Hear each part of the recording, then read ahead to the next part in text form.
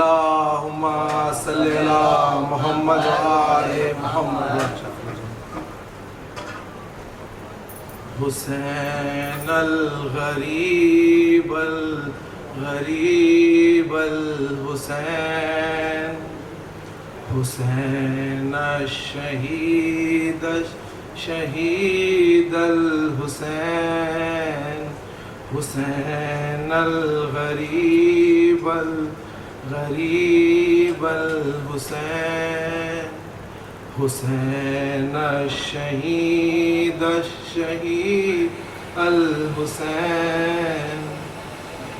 دہائی دہائی خدا را دہائی، یہ دشت بلا میں ہے کیسی تباہی، بہایا ہے کس نے یہ خون محمد، قیامت یہ ڈھائی ہے کس نے الہی، جوانوں بزرگوں کو مارا گیا ہے، شہیدوں میں شامل ہے ننھا سپاہی.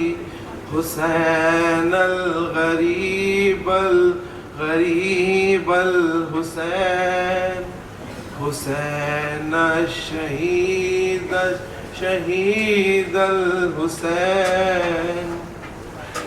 کیا جشن برپا یوں اہل حواس نے، شہیدوں کے لاشوں پہ ڈنکے بجائے، جلا ڈالے آل محمد کے خیمے، سکینہ کے منہ پر تماچے لگائے، جو بیمار تھا اس کا بستر نہ چھوڑا، نبی زادیوں پر بھی درے چلائے.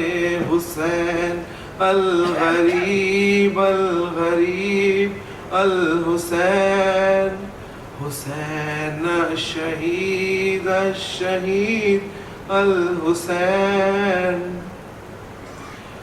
اٹھی اپنے مرکز سے بنت محمد، سیاہ شب کی چادر میں چہرہ چھپا کر، گئی کربلا میں تو اس نے یہ دیکھا، ہے بوسیدہ کرتے میں ایک لاش بے سر، بدن سارا تیروں سے چھنی پڑا ہے، لہو میں ہے ڈوبا ہوا سارا پیکر.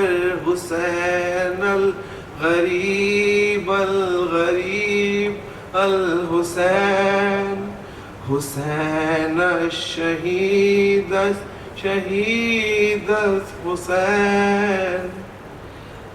تڑپ کر وہ چلائی شبیر بیٹا، لہو میں نہائے ہو سر بھی جدا ہے، تبر کس نے مارے ہے سارے بدن پر، یہ تیروں پہ کس نے جنازہ رکھا ہے، کہاں ہے میرا لال عباس بولو، میں پوچھوں گی اس سے یہ کیسے ہوا ہے.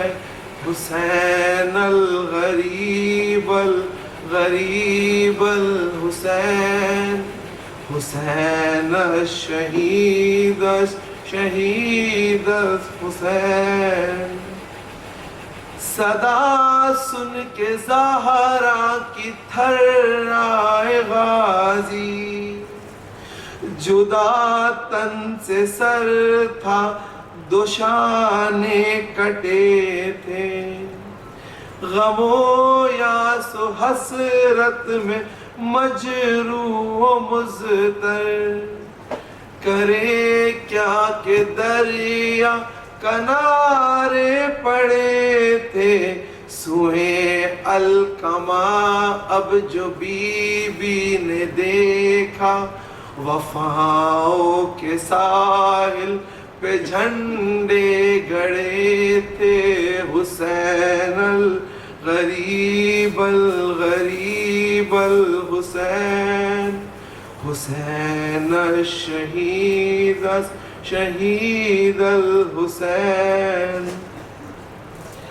ادھر درد و غم کی ستائی تھی زینب، جو وحشت کے جنگل میں حیدر بنی تھی، کبھی خاک اڑاتی کبھی اشک پیتی، جو کنبے کے پہرے پہ تنہا کھڑی تھی، سکینہ کے سکہ کو آواز دے کر، غم شاہدی میں بکا کر رہی تھی، حسین الغریب الغریب الحسین، حسین الشہید الشہید الحسین۔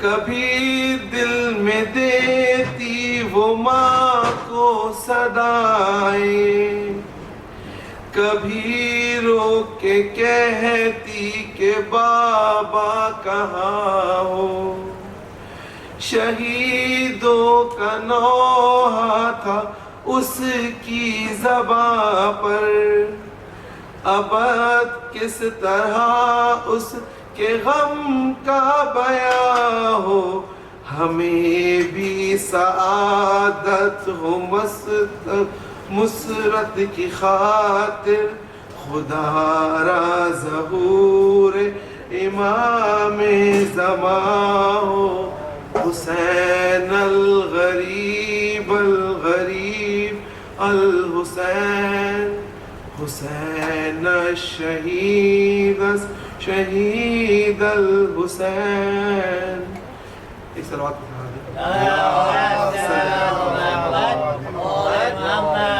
کوئی ہے پڑھنے کے لیے؟ ایک اور سوال کا سہارا دیں۔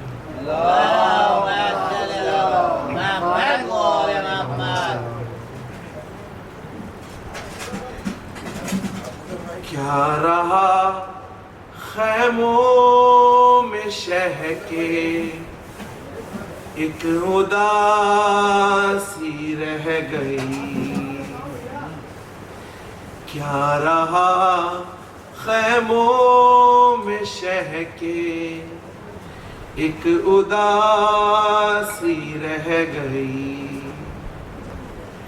کیا رہا خیموں میں شہ کے، ایک اداسی رہ گئی، صرف رونے کو محمد کی نواسی رہ گئی، کیا رہا خیموں میں شہ کے، ایک اداسی رہ گئی، سج گئی قاسم کے ٹکڑوں سے ادھر کر بو بلا، سج گئی قاسم کے ٹکڑوں سے ادھر کر بو بلا، ماں ادھر بیٹے کی دلہن کو سجاتی رہ گئی، کیا رہا خیموں میں شہ کے، ایک اداسی رہ گئی.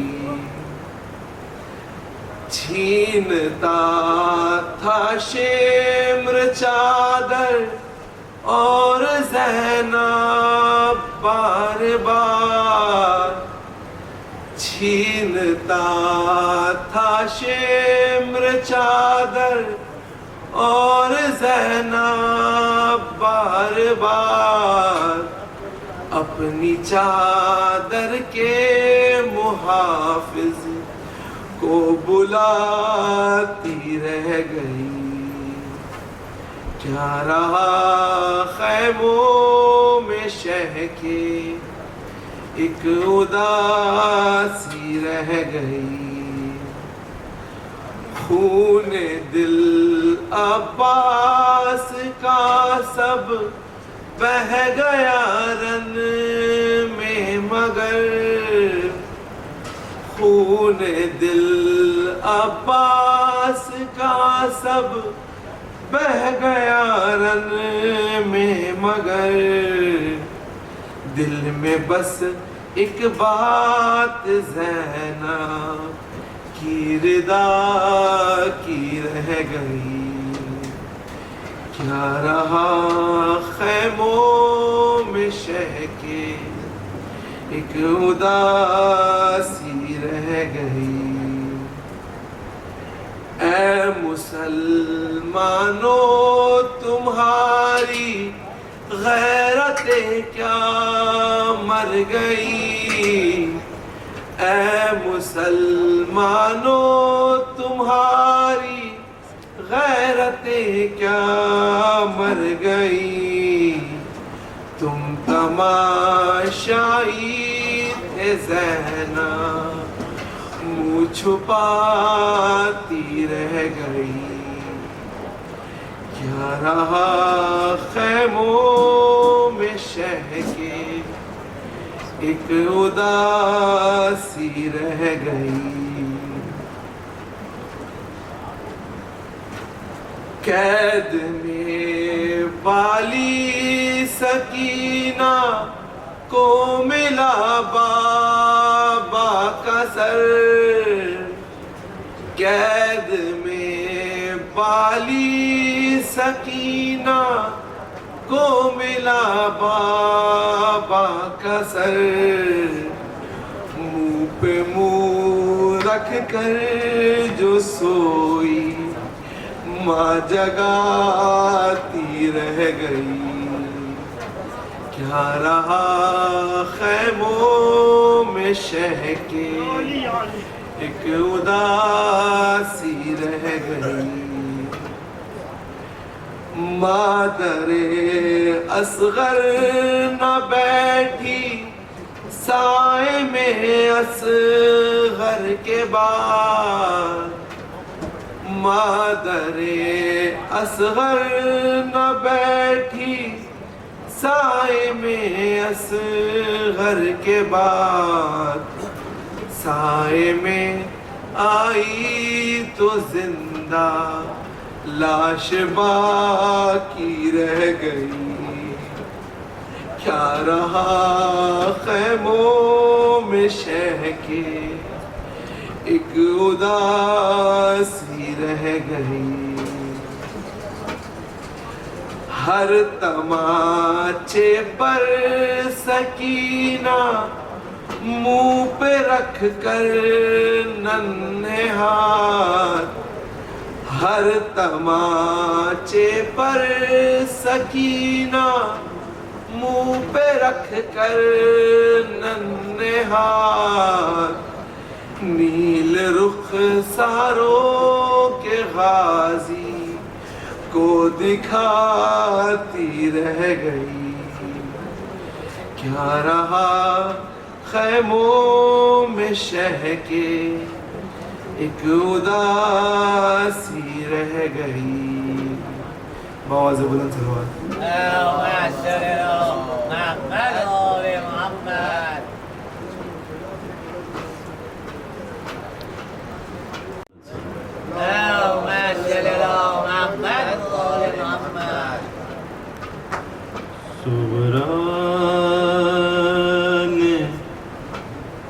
آنسوؤں کے کتنے دیے جلائے، صغرا نے آنسوؤں کے کتنے دیے جلائے، پردیس جانے والے پردیس جانے والے پھر لوٹ کے نہ آئے، صغرا نے آنسوؤں کے کتنے دیے جلائے، رو رو کے دے تسلی بے آس قیدیوں کو،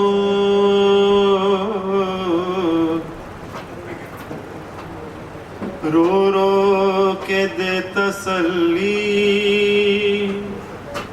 بے آس قیدیوں کو، سجاد تو نے دل پہ کیا کیا نہ زخم کھائے، سجاد تو نے دل پہ کیا کیا نہ زخم کھائے، پردیس جانے والے پردیس جانے والے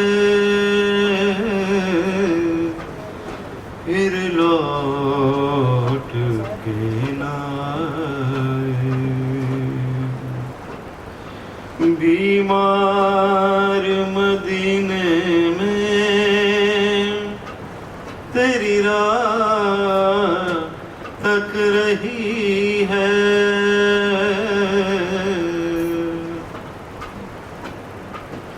بیمار مدینے میں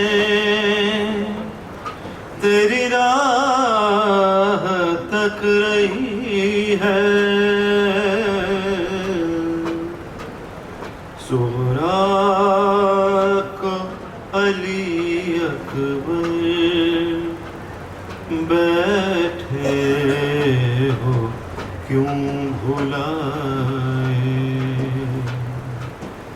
صغرا کو علی اکبر بیٹھے ہو کیوں بھلائے،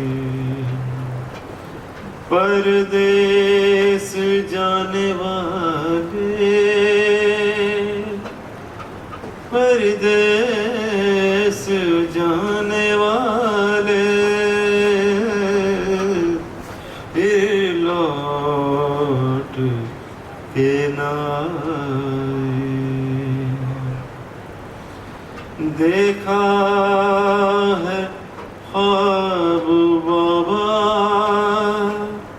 خیمے جلے ہوئے ہیں،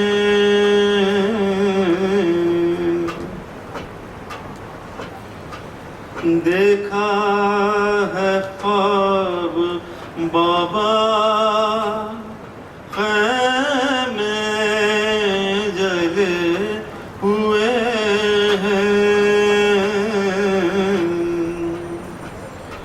روتی ہوں تم نے خیمے میں کس جگہ لگائے، روتی ہوں تم نے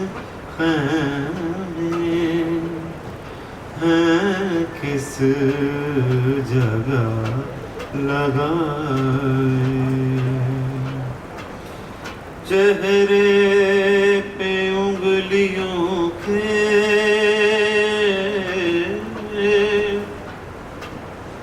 اب تک نشان ہے باقی،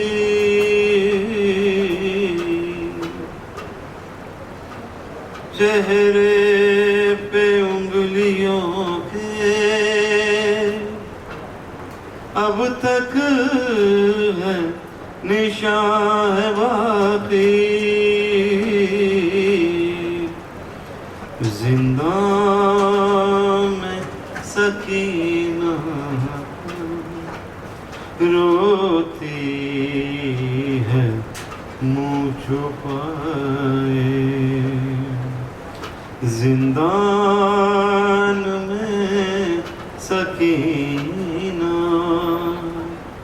روتی ہے منہ چھپائے، گالوں پہ سکینہ کے نہ مارے تو تماچے، گالوں پہ سکینہ کے نہ مار تو تماچے، اے شمر یتیموں پہ تجھ کو رحم نہ آئے، اے شمر یتیموں پہ تجھ کو رحم نہ آئے، سغران آنسوؤں کے کتنے دیے جلائے، آواز بلند سلو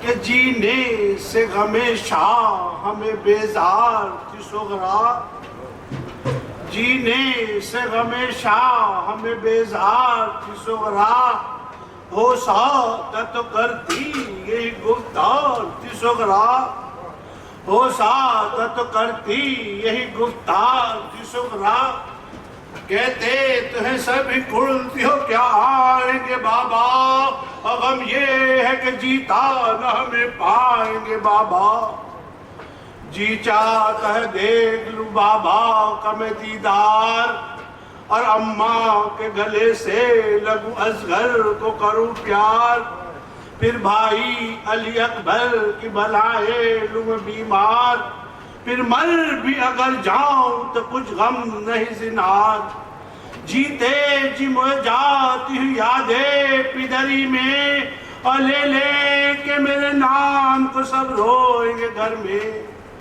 دیوار سے در تک مجھے دشوار ہے جانا، کس سے کہوں آ کر مجھے بستر سے اٹھانا، پھر زشت کہاں جب ہوئی طاقت ہی روانہ، سب کہتے ہیں آگے سے تو آرام ہوا ہے، یا غور میں جانے کا سر انجام ہوا ہے، یا غور میں جانے کا سر انجام ہوا ہے، نواسی نے سنی جب یہ نانی کی نصیحت، حیرت سے رہ گئی وہ تصویر کی صورت، کہ غمگین کو دنیا میں خوشی ہوتی ہے نانی، اور نانا کہ میرے مرنے کی خبر آتی ہے نانی، اور محمد والے محمد صلی اللہ علیہ وسلم، کہ جز حسین ایمان کو ایمان بنا سکتا ہے کون، جز حسین ایمان کو ایمان بنا سکتا ہے کون، اور اپنی ہستی دین کے خاطر مٹا سکتا ہے کون، اپنی ہستی دین کے خاطر مٹا سکتا ہے کون، اور آئے جب عباس رخصت کو تو زینب نے کہا آئے جب عباس رخصت کو تو زینب نے کہا اے علی کے شیر تیرا غم اٹھا سکتا ہے کون؟ اے علی کے شیر تیرا غم اٹھا سکتا ہے کون؟ کہ چمن چمن کو ارم کو بہشت زار کرے، چمن چمن کو ارم کو بہشت زار کرے، اور حسین آئیں تو عالم کو استوار کریں، حسین آئیں تو عالم کو استوار کرے، اور تھپیڑ کھائے گی کشتی تو کون روکے گا؟ نبی سے کہہ دو نوازوں کا انتظار کرے۔ اور محمد والے محمد صلی اللہ علیہ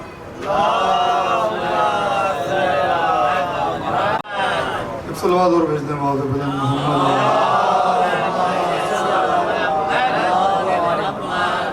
رحم اللہ من قرأ الفاتحہ۔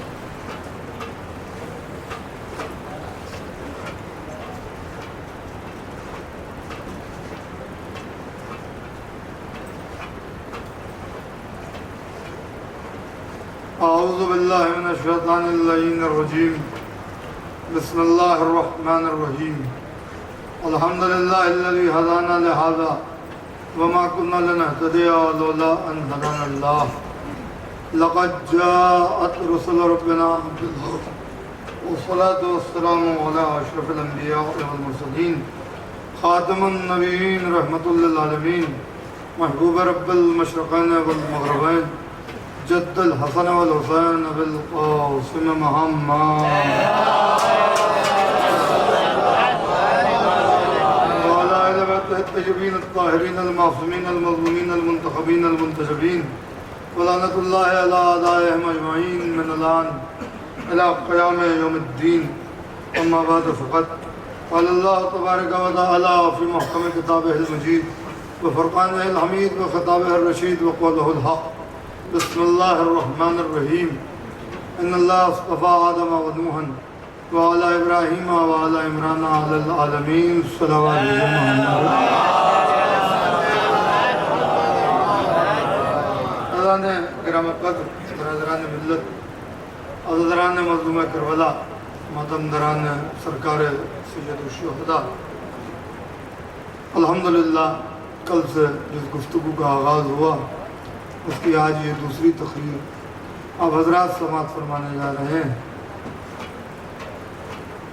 میں نے جو عنوان قرار دیا ان مجالس میں وہ ہے خاندان عصمت و طہارت، اور ظاہر ہے کہ جب عنوان خاندان عصمت و طہارت ہے تو ایک ہستی کا ذکر بہت ضروری ہے، وہ اس نوعیت سے کہ یہ جو خاندان عصمت و طہارت ہے وہ خاندان آل ابراہیم بھی ہے، آل اسماعیل بھی ہے، اور یہی خاندان قریش بھی کہلایا، مگر ایک ہستی اس خاندان میں اتنی مشہور ہوئی کہ اب قیامت تک اس ہستی سے یہ خاندان منسوب ہو گیا، یعنی آل ابراہیم اور آل اسماعیل اور قریش ہونے کے ساتھ جس ہستی کے ذریعے یہ خاندان دنیا میں مشہور و معروف ہے اور رہے گا اس ہستی کو ہاشم کہتے ہیں، لہذا اس خاندان کو خاندان بنی ہاشم کہا جاتا ہے، خاندان بنی ہاشم کہا جاتا ہے۔ دیکھیے میں نے کل بھی آپ کی خدمت میں عرض کیا کہ خاندان عصمت و طہارت شجرہ طیبہ ہے، اور اللہ نے کلمہ طیبہ کی مثال شجرہ طیبہ سے دی۔ میرے حبیب، کیا آپ نے نہیں دیکھا کہ ہم نے کلمہ طیبہ کی مثال شجرہ طیبہ سے دی تھی؟ کل میں نے ایک جملہ کہا کہ اللہ خالق ہونے میں لا شریک ہے، اور یہ شجرہ طیبہ کے افراد اس کی مخلوق ہونے میں لا شریک ہیں، مخلوق ہونے میں لا شریک۔ ماشاءاللہ مجلسی مجمع میرے سامنے تشریف فرما ہے، پڑھے لکھے افراد بیٹھے ہوئے ہیں، دھیرے دھیرے لوگ آتے رہیں گے۔ تھوڑا سا تاریخی موضوع ہے تو یوں سمجھ لیجیے کہ تھوڑی ذہنی محنت ہمیں بھی کرنی ہے اور آپ کو بھی کرنی ہے۔ میں نے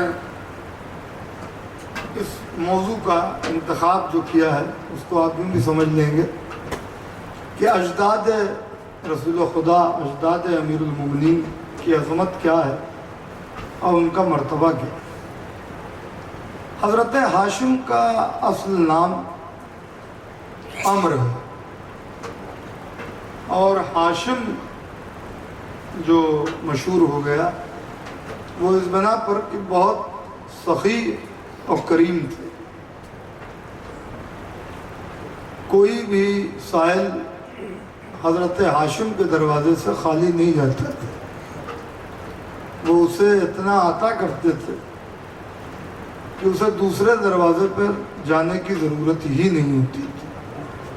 اور اس وقت زمانہ جاہلیت میں حضرت ہاشم اپنے جود و سخا اور اپنے حلم اور بردباری کی بنا پر بہت مشہور تھے۔ جہاں حضرت ہاشم یکتۂ روزگار تھے، جہاں حضرت ہاشم بہت سخی تھے، جواد تھے، وہیں حضرت ہاشم کی شجاعت بھی بہت مشہور ہے۔ حضرت ہاشم کی شجاعت بھی بہت مشہور ہے، اس کا بھی میں ذکر کروں گا۔ خالی شجاعت نہیں، حضرت ہاشم کا حسن بھی بہت مشہور ہے۔ وہ دنیا کی جو یوسف کے حسن کے چرچے سنتی تھی، حضرت ہاشم کے آنے کے بعد لوگ حضرت یوسف کے حسن کا چرچا کرنا بھول گئے۔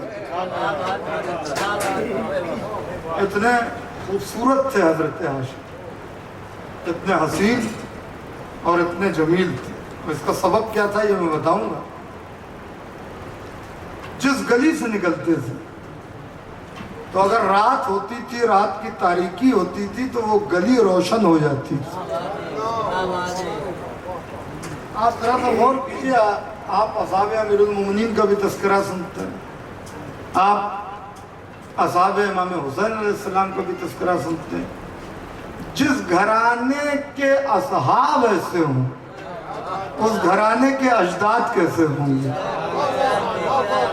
ذرا سا سوچئے، جہاں پر حضرت سلمان کو نہیں سمجھا جا سکتا، حضرت ابوذر کو نہیں سمجھا جا سکتا، حضرت میثم کو نہیں سمجھا جا سکتا، حضرت جون سمجھ میں نہیں آ سکتے، حضرت حبیب سمجھ میں نہیں آ سکتے، وہاں کوئی کیا سمجھے کہ اس گھرانے کے اجداد کیا ہیں کہ جن کی پیشانی کو اللہ نے اس عظیم گھرانے کے نور کا امین قرار دیا، اس عظیم گھرانے کے نور کا امین قرار دیا۔ تھوڑا سا آپ ذرا متوجہ ہو جائیں، گفتگو آگے آئے گی۔ میں نے کہا کہ حسن و جمال میں حضرت ہاشم کا کوئی جواب نہیں تھا، یہاں تک کہ حضرت ہاشم کا ایک لقب مشہور ہوا، اور لقب تھا ماہ عرب۔ توجہ رکھیے گا، ماہ عرب، یعنی حضرت ہاشم کے حسن و جمال کو دیکھ کر دنیا انہیں عرب کا چاند کہتی تھی کہ یہ عرب کا قمر ہے، یہ عرب کا چاند ہے۔ یعنی یہ خاندان عصمت و طہارت وہ ہے جس میں حسن اور جمال اللہ نے معجزاتی طور پر عطا کیا تھا، کیونکہ اللہ خود بھی جمیل ہے، اس کا ایک اسم ہے یا جمیل۔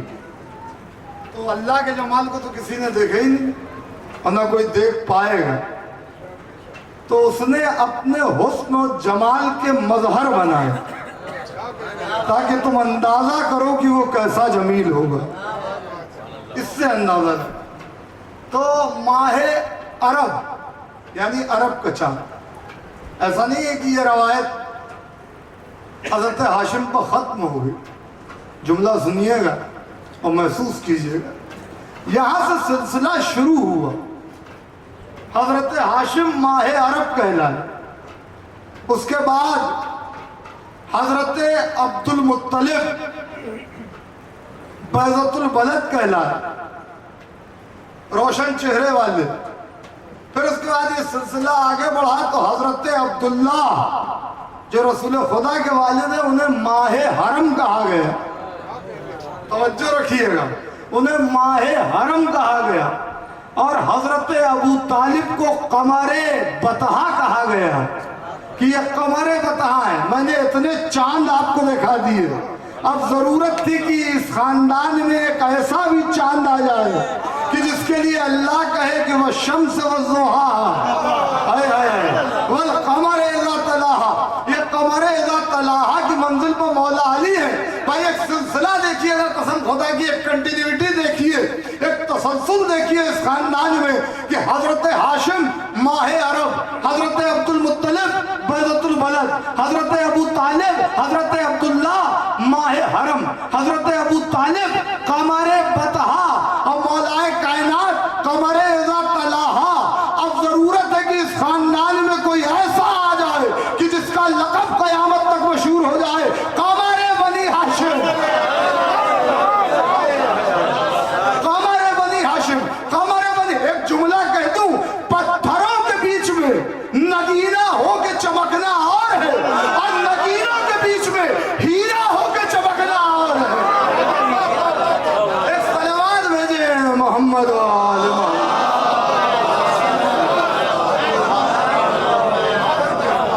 میں جانتا ہوں کہ ابھی آپ تو وہ احباب نہیں آئے ہیں جو مجلس سن کر کے دانت کی زیادہ گنجائش نکال لیتے ہیں. ہاں اس کا مجھے احساس ہے, مگر میں موضوع روکوں گا نہیں. اور 2-3 لوگوں کے میرے پاس فون بھی ہے کہ ہم 2 دن سے ذرا تھوڑا مصروف ہیں تو تیسرے دن حاضر ہوں گے.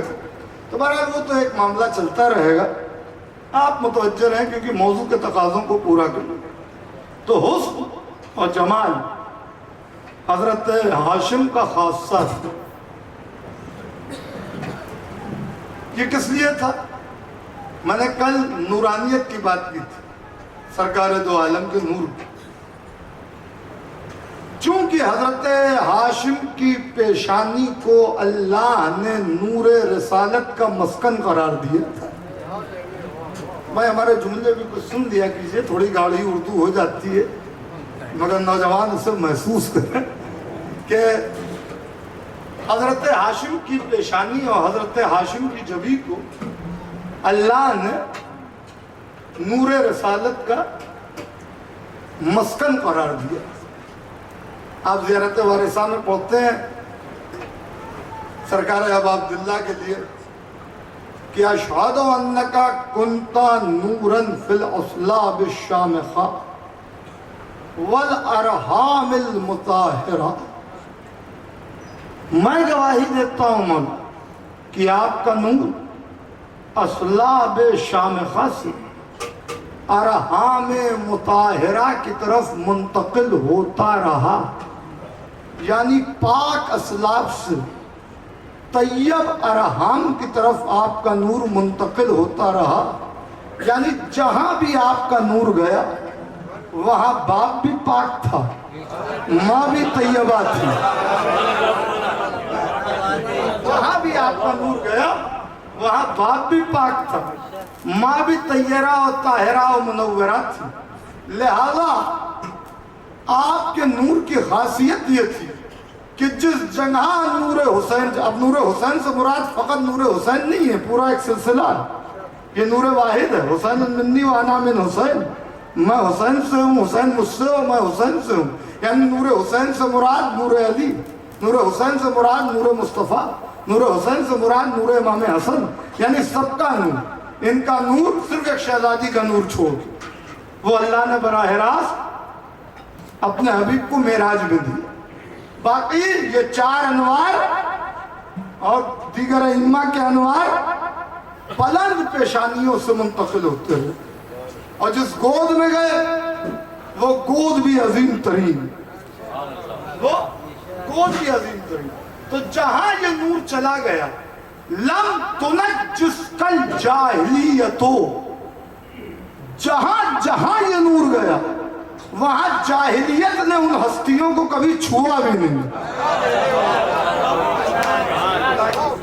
جاہلیت نے ان ہستیوں کو کبھی بھی چھوا نہیں، یعنی بت پرستی کی نجاست ان ہستیوں میں نہیں رہی۔ اسی لیے اللہ نے قرآن میں کہا، یہ دراصل جو فقرہ ہے چھٹے امام کا زیارت وارثہ میں، یہ اس آیت کی تفسیر ہے کہ جس میں اللہ نے کہا ہے اپنے حبیب کو مخاطب کر کے کہ وَتَقَلَّبُكَ فِي السَّاجِدِينَ، میرے حبیب ہم دیکھ رہے ہیں کہ آپ کا نور ساجدین کی جبینوں سے منتقل ہو رہا ہے۔ پتہ چلا قرآن کی روشنی میں پیغمبر کا نور جہاں جہاں گیا، پیغمبر کے اجداد قرآن کی زبان میں ساجدین ہیں، قرآن کی زبان میں ساجدین ہیں۔ اب میں کیا کروں، قرآن کی مانوں یا مسلمان کی مانوں؟ قرآن کہہ رہا ہے کہ پیغمبر کے اجداد، پیغمبر کے انسسٹرز، پیغمبر کے بزرگ ساجدین میں سے ہیں، اور مسلمان کلمہ تلاش کر رہے ہیں کہ کلمہ پڑھا کہ نہیں پڑھا۔ ارے تم کہہ رہے ہو ابو طالب کے لیے کہ کلمہ پڑھا کہ نہیں پڑھا، کلمے سے کہتے ہو کہ کلمہ پڑھا کہ نہیں پڑھا۔ ایک بلند ترین صلوات بھیج دے محمد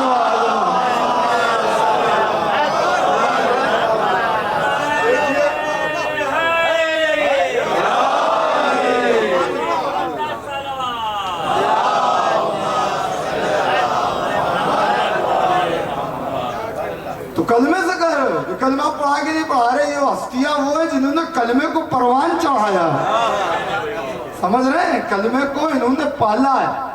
تو حضرت ہاشم ماہ عرب، تو وہ نور رسالت حضرت ہاشم کی پیشانی میں تھا، جس کی وجہ سے حضرت ہاشم کے، آپ یہ مت سمجھئے کہ یہ کوئی ایسے ہی بس نور نکلتا تھا کہ ہم چلے گئے پاس میں تو چہرہ چمکتا ہوا دکھائی دے رہا، ایسا نہیں ہے بھائی، ایسا نور ہوتا تھا کہ جہاں نکلتے تھے پورا شہر منور ہو جاتا تھا، پورا شہر منور، دور دور سے لوگ حضرت ہاشم کی زیارت کرنے آتے تھے، حضرت ہاشم کی زیارت کرنے کے لیے آتے تھے دور دور سے، کسی میں ایک بار چہرہ دیکھنے ہاشم،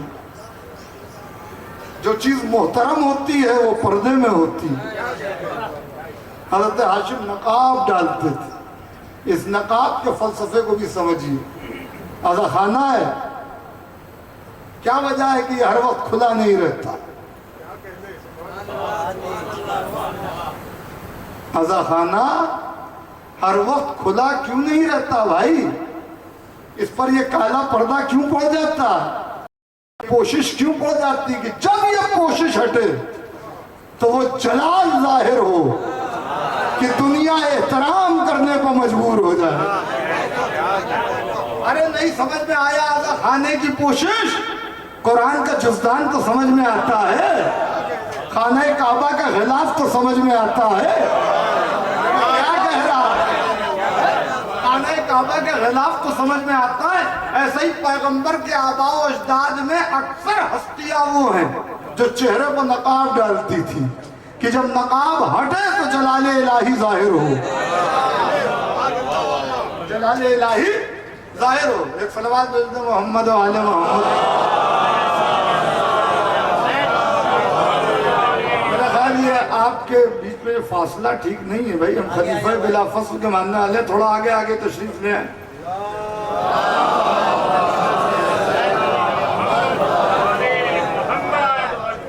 دیکھیں لطف آ رہا ہے آپ کو؟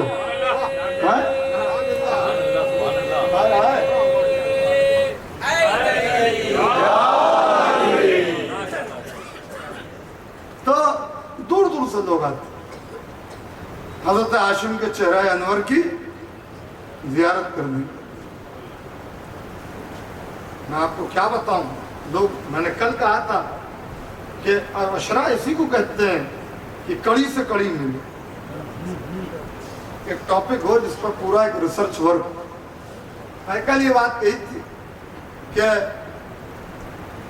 یہ ہستیاں کتنی بلند ہیں اس کا تصور نہیں کیا جا سکتا، سمجھ نہیں سکتا قسم خدا۔ کبھی موقع ملا تو آپ کی خدمت میں تفصیل سے بہت سی باتیں کروں گا۔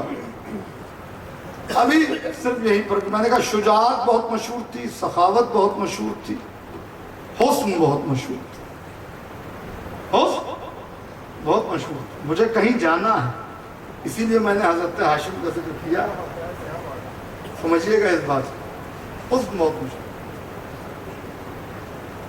اتنے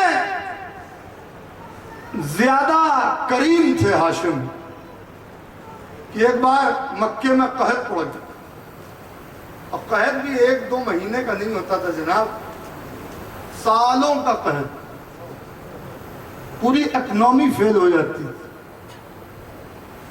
سالوں کا قحط، 12 سال قحط پڑتا تھا، کیونکہ جو عرب کا جغرافیہ ہے اگر آپ اسے دیکھیں گے تو وہاں پر پانی کے برسنے کا امکان بہت کم ہوتا ہے، ریگستانی علاقہ، تو لہذا سالوں قحط پڑ جاتے، اس میں پوری اکنامی فیل ہو جاتی، فائنینشیلی لوگ بالکل خالی ہو جاتے، بلینک ہو جاتے، بھوک پیاس ساری چیزیں۔ ایسے عالم میں حضرت ہاشم نے جب یہ محسوس کیا کہ لوگ بھوک اور پیاس سے پریشان ہیں، تو حضرت ہاشم نے اپنے سارے اونٹ شام میں بیچ دیے، ملک شام میں، کیونکہ کاروبار اس وقت زیادہ تر ملک شام سے ہوتا تھا، تو ملک شام میں سارے اونٹ بیچ دیے، اس سے جو رقم ملی اس سے سالوں مکے والوں کو پالا، سالوں مکے والوں کو پالا۔ یہ ہاشم کون ہے؟ یہ ابو طالب کے دادا ہیں۔ تم کیا ابو طالب کے احسان کی بات کرو گے؟ اگر ابو طالب کا دادا نہ ہوتا تو تم پتہ نہیں کب کے بھوکے مر جاتے۔ میں کیا کہہ رہا ہوں بھائی، ایک صلوات بھیجے محمد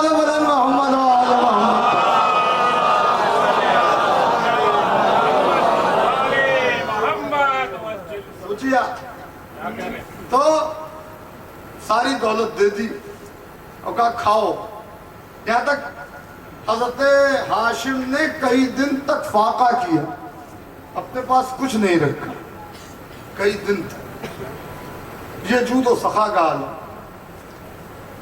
ساقی زمزم کہلاتے تھے،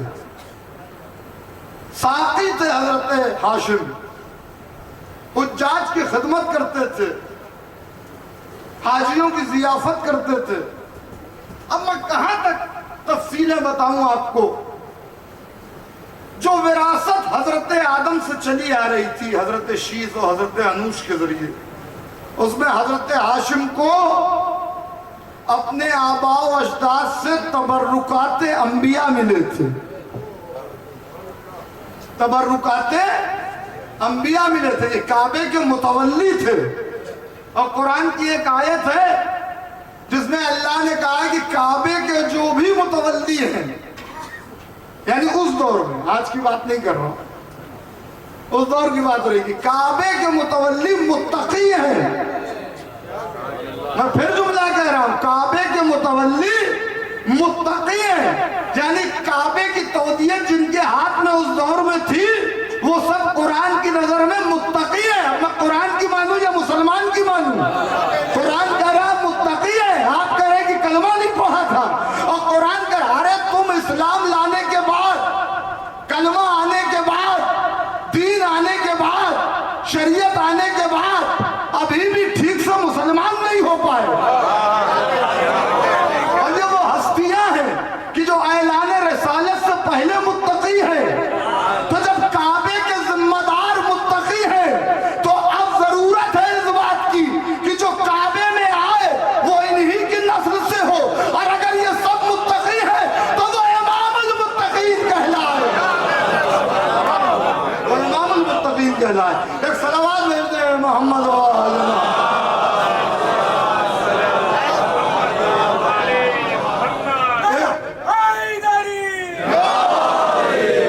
سلامت رکھے آپ رات کو جو کعبے کے متولی ہیں وہ متقی ہیں، متقی ہیں۔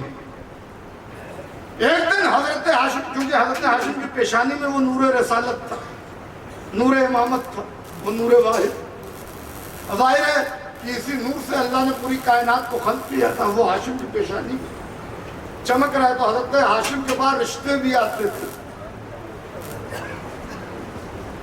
آیات القلوب کی دوسری جلد میں علامہ باقر مجلسی علیہ الرحمہ نے مختلف کتابوں کے حوالے سے ان واقعات کو بہت خوبصورتی سے درج کیا۔ وہ کہتے ہیں کہ رشتے آتے تھے، کبھی حبش کا بادشاہ نجاشی وہ رشتہ بھیج دیتا تھا کہ بھائی ہماری بیٹی سے رشتہ آپ کر دیں، کبھی یمن کا بادشاہ، کبھی قیصر روم وغیرہ۔ بھیا میں نے پڑھ دیا اور آپ نے سن دیا۔ حضرت ہاشم کے حسن و جمال کو دیکھ کر، اور چونکہ ان میں اکثر وہ تھے کہ جو یہودیت سے تعلق رکھتے تھے، یہودی تھے، تو یہودیوں نے اپنی توریت میں جو ان کے پاس پرانے نسخے تھے اس میں آثار پڑھ رکھے تھے کہ پیغمبر آخر الزماں کے نور کی نشانیاں کیا کیا ہوں گی۔ تو اس نشانی کی بنا پر انہوں نے دیکھا کہ وہ نور تو ہاشم کی پیشانی میں جلوہ نما ہے، ادھر کہیں آیا ہی نہیں ہے، لہذا وہ یہ چاہتے تھے کہ رشتے بھیجے جائیں تاکہ یہ نور رسالت میری بیٹی کے بطن میں منتقل ہو جائے، اور کسی نہ کسی سے ہمیں، کسی نہ کسی طریقے سے ہمیں بھی شرف حاصل ہو جائے۔ ہاں آپ کے سننے کو سلام ہے بھائی، میں کچھ کہوں گا نہیں، مگر اگر نہ کہوں تو خطابت کے ساتھ خیانت ہے۔ بھائی بہت توجہ رکھیے، نور رسالت کس کی پیشانی میں تھا؟ حضرت ہاشم کی پیشانی میں۔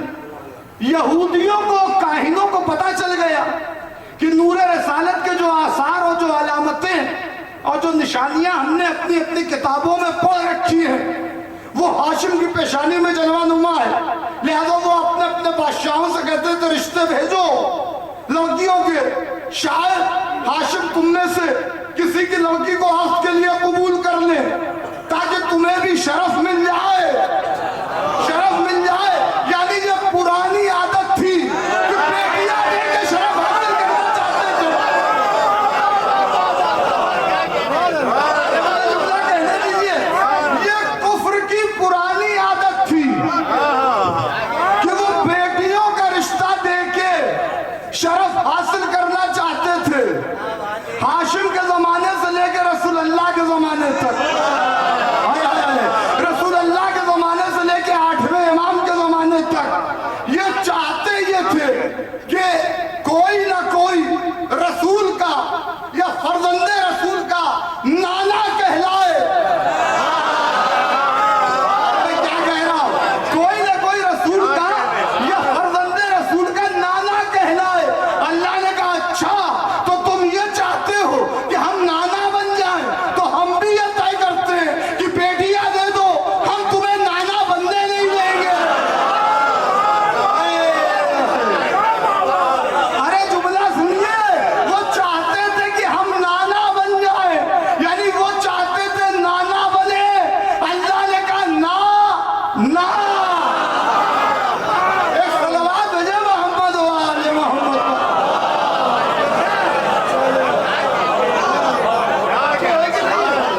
صاحبان بزم معرفت، ایک صلوات بھیجے محمد و آل محمد۔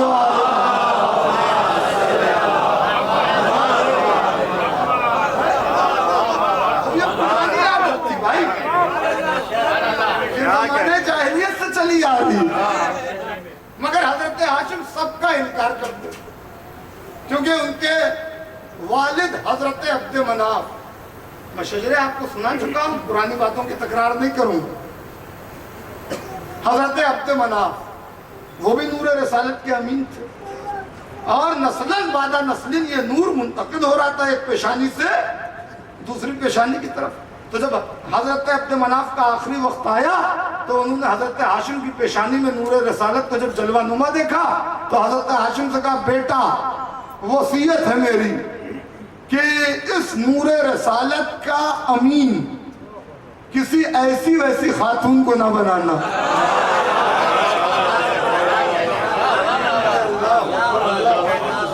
صلوات بھیجتے محمد وآل محمد.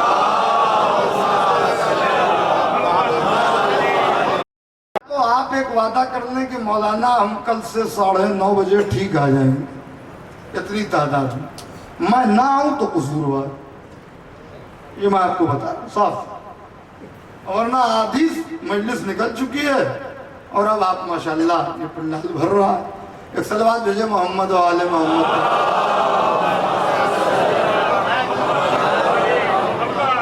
ٹھیک ہے. تو حضرت ہاشم کو خواستگاری کی جو تلاش تھی وہ ایک طیبہ خاتون کی تھی کیونکہ ارحام مطہرہ میں یہ نور منتقل ہو گیا. تو حضرت ہاشم انکار کر دیتے تھے. بڑے بڑے بادشاہوں کے رشتے آئے انکار کر دیا. انہوں نے کہا نہیں. تو سب جلے ہوئے تو تھے تپے ہوئے بھی تھے کہ پتہ نہیں ہاشم اپنے آپ کو کیا سمجھتے ہیں. انکار کر دیا ہمارے رشتے دیکھتے ہیں کس سے کرتے ہیں. اب تک قبیلے کی ایک نجیب اور پاکیزہ خاتون سے انہوں نے عقد کیا مگر ہوا یہ کہ بیٹے تو ہوئے. ایک کا نام سیفی ایک کا نام اسد. حضرت اسد یعنی بی بی فاطمہ بنت اسد کے والد سیفی حضرت اسد اور حضرت ہاشم کے ایک بیٹے اور ہوئے زید. تو یہ بیٹے تو ہوئے مگر ابھی بھی وہ نور رسالت جو ہاشم کی پیشانی میں ہے وہ ہاشم کی پیشانی میں ایز اٹ از رہا منتقل نہیں ہوا. اب یہ حضرت ہاشم کے لیے ایک بہت زیادہ تجسس والی بات ہو گئی کہ بھائی یہ کیا ہوا. پریشان ہوئے تو خانہ کعبہ کا طواف کر رہے تھے. طواف کرتے کرتے حضرت ہاشم نے دعا کی مالک میں نے تو سوچا تھا کہ ایک نجیب خاتون سے جب میرا عقد ہو جائے گا تو یہ نور رسالت وہاں منتقل ہو جائے گا مگر ابھی بھی یہ میری پیشانی میں ہے. تیری مصلحت کیا ہے مجھے اس سے آگاہ کر. ابھی حضرت ہاشم طواف ہی کر رہے تھے کہ ہاتف غیبی کی صدا ہے. آپ کیا سمجھتے ہیں کہ صرف رسول اللہ پر وحی آ رہی ہے؟ یہ خاندان وحی الہی کا امین ہے. دوران طواف اس کو حیات القلوب میں کوئی مبالغہ نہ سمجھے. کتاب رکھی ہوئی ہے میں آپ کو دکھا دوں گا. دوران طواف خانہ کعبہ سے آواز آئی ہاتف غیبی کی صدا. ہاشم ہم نے اس نور رسالت کا امین کسی اور خاتون کو بنا رکھا. وہ خاتون بہت طیبہ ہے بہت طاہرہ ہے بہت نیرہ ہے بہت منورہ ہے بہت عابدہ ہے زاہدہ ہے گناہوں سے پاک ہے. یہ سارے جملے ہیں بھائی. گناہوں سے پاک ہے اور اس کا نام سلمہ ہے اور وہ یہاں نہیں ہے. بہت توجہ رکھیے گا. سلمہ نام ہے. تلاش کرنا تمہارا کام ہے. میرا خیال یہ گیا. ایک صلوات بھیجے محمد و آل محمد. کیا یار واقعی ایک صلوات اور بھیجے محمد.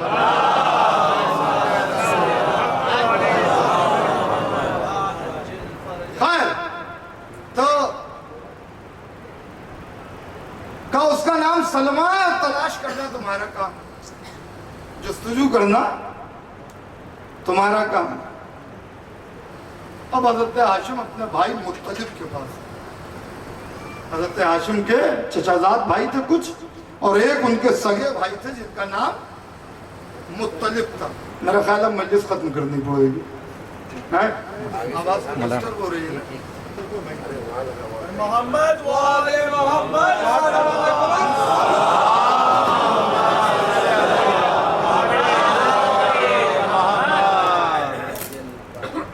دیکھیں تاریخی موضوع ذرا ہوتا ہے یہ کہ لوگ بہت غور سے سنتے ہو سننا بھی چاہیے. داد تو آپ دیں گے تو ہے لیکن اس کو ذرا محفوظ کیجئے.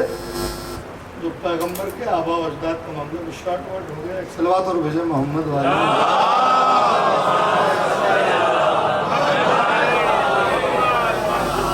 ارے بھیا نور رسالت کی بات ہو رہی ہے, مادی نور کہاں سے برداشت کرے گا؟ ایک صلوات بھیجے محمد والے.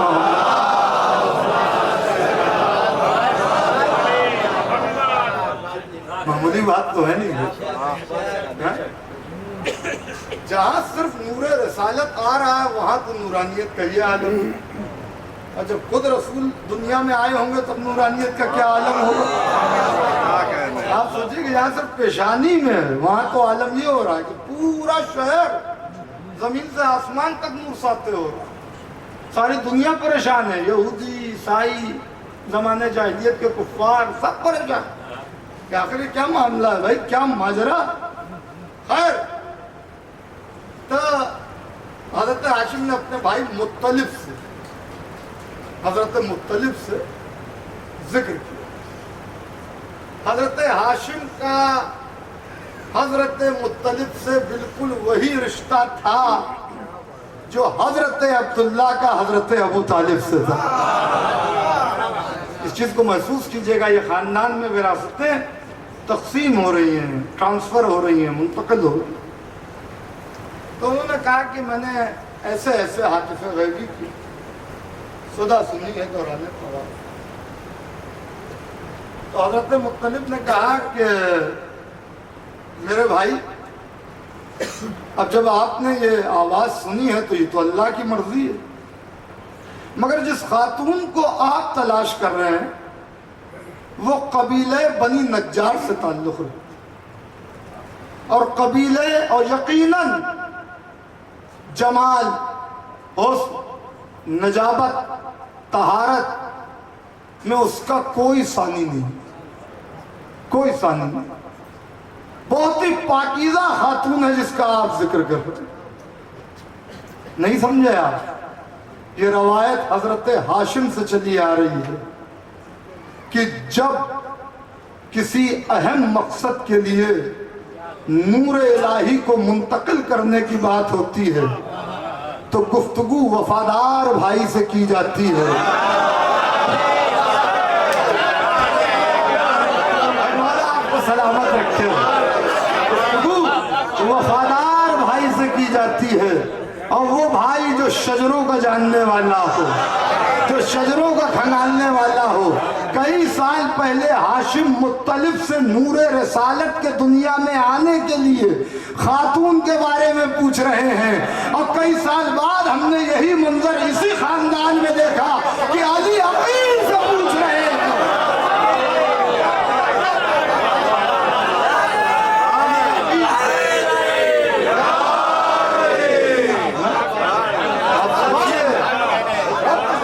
مولا آپ کو سلامت رکھے. ایک صلوات واضح بلند بھیج دیں محمد.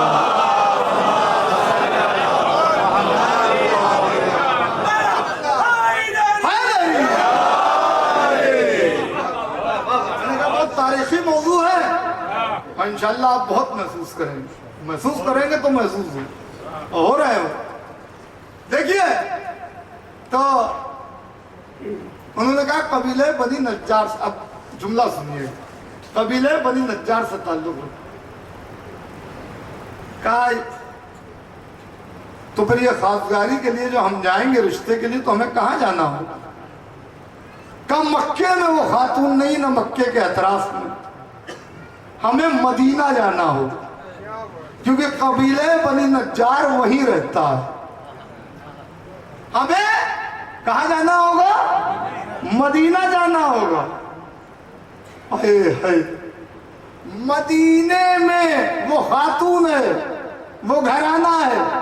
حضرت ہاشم نے کہا شام کے لیے جب ہم سفر کریں گے ملک شام کے لیے تو ہمارا راستہ ادھر ہی سے ہو کے جاتا, ہم پہلے مدینے میں قیام کریں گے اور رشتہ طلب کریں گے.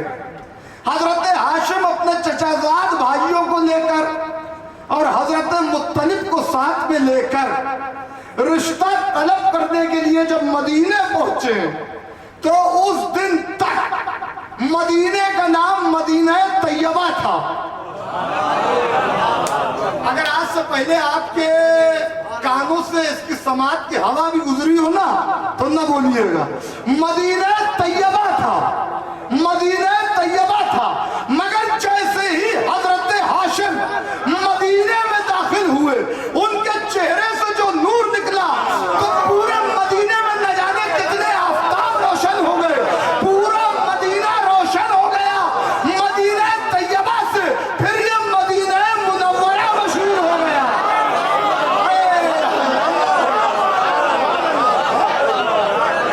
یہ ابو طالب کے دادا کا صدقہ ہے جس نے مدینے کو مدینہ منورہ بنا دیا. ارے میں کیا کہہ رہا ہوں, مدینہ منورہ بنا دیا. آج تک مدینے کو مدینہ طیبہ نہیں کہا جاتا, مدینہ منورہ کہا جاتا. حضرت ہاشم کے قدموں کی برکت سے کیا سے آپ سمجھ لیں کہ رسول اللہ خالی مکی نہیں ہے, مدنی بھی ہے. کون کہتا کہ ہجرت کر کے رسول اللہ کہیں باہر چلے گئے تھے؟ باہر نہیں گئے تھے, ایک وطن سے دوسرے وطن میں گئے تھے. میں کیا کہہ رہا ہوں, ایک وطن سے دوسرے وطن میں گئے تھے. یہ جو مدینہ ہے یہ حضرت عبد المطلب کا ننیحال ہے, رسول خدا کے دادا کا ننیحال ہے. تو مکہ بھی ان کا, مدینہ بھی ان کا. مکہ معظمہ تھا ان ہستیوں کی وجہ سے, اور مدینہ منورہ ہو گیا. چہرے سے نور, پورا مدینہ. کبھی آپ نے مجھ سے جو سقیفہ میں کیا ہوا اس میں سنا تھا کہ دو مشہور قبیلے مدینے میں رہتے تھے, قبیلہ اوس اور خزرج. تو یہ قدیم وہاں کے رہنے والے تھے. تو ہزاروں لوگ اپنے اپنے گھر سے, کیونکہ جب نور پھیلا مدینے میں تو پورا مدینہ روشن ہوا اور نور آسمان تک جا رہا تھا. اور اس نور کے عکس سے, اس نور کے عکس سے, ریفلیکشن سے, عکس سے مدینے کا ایک ایک گھر روشن ہو گئے. تو لوگ اپنے اپنے گھر سے باہر آ گئے, بھائی ہوا کیا, یہ کیا ہو گیا؟ اب جو دیکھا تو دیکھا ایک قافلہ چلا ہے, اور اس قافلے میں بیچ میں ایک شخص ہے جو چاند کی طرح جلوہ نما. لوگ احترام کے لیے دو رویا قطار بنا کے کھڑے ہو. ایک مرتبہ مدینے والوں نے کہا آج سے پہلے ہم نے اتنے خوبصورت لوگ نہیں دیکھے, خاص طور سے یہ شخص جو آپ کے بیچ میں, جس کے حسن و جمال اور نور سے ہماری آنکھیں چوندیا رہی ہیں, خیرہ ہو رہی ہیں. آخر آپ ہیں کون؟ تو جانتے ہیں حضرت مطلب نے کیا کہا ہم اہل بیت اللہ ہیں. کیا سن رہے ہو بھائی, ہم اہل بیت اللہ ہیں. یعنی ہم بیت اللہ کے اہل ہیں, بیت اللہ کے مالک ہیں. اب سمجھ میں آیا کہ جو اس خاندان سے تعلق رکھتا ہے وہ ہے اہل بیت. جو اس خاندان سے تعلق رکھتا ہے وہ, یعنی جو ہاشم کی اولاد ہے, جو ہاشم کے آباء و اجداد ہیں وہ ہے اہل بیت. اب اگر کسی کو بھی اہل بیت میں ثابت کرنا ہو تو پہلے یہ ثابت کرو کہ وہ ہاشم کی اولاد ہے کہ نہیں ہے. ایک صلوات بھیجے محمد و آل محمد.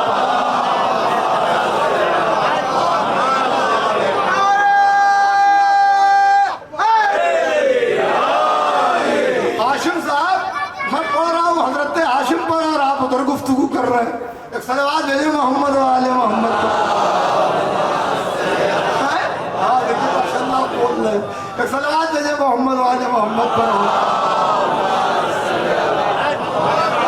سوچیے آپ کے والدین نے آپ کا نام ہاشم رکھا بھائی ماشاء اللہ. تو بہرحال یہ ایک جملہ مترضہ تھا, اس کو کوئی ادروائز میں نہ لے. میں ایک بات کر رہا ہوں, ذرا سا متوجہ رہنا ضروری ہے. دیکھیے تاریخی موضوع ہے, یہ کوئی ہوا میں واقع نہیں ہے. ذرا سا ذہن ادھر سے ادھر ہوگا تو پھر آگے جو بات میں کہوں گا وہ سمجھ میں نہیں آئے گی, اور پھر پچھلی تقریر دہرائی تو جائے گی نہیں. بہرحال سنیے جو میں کہنے جا رہا ہوں. عزیزوں, منزل عجیب و غریب. تو ہم اہل بیت اللہ ہیں, ہم لوی کی اولادیں ہیں، ہم صاحب زمزم و صفا ہیں، ہم کعبے کے ذمہ دار ہیں، ہم اللہ کے حرم کے پاسباں ہیں۔ سارے کے سارے تعظیم میں جھک گئے۔ کہا آپ کا مقصد کیا ہے آنے؟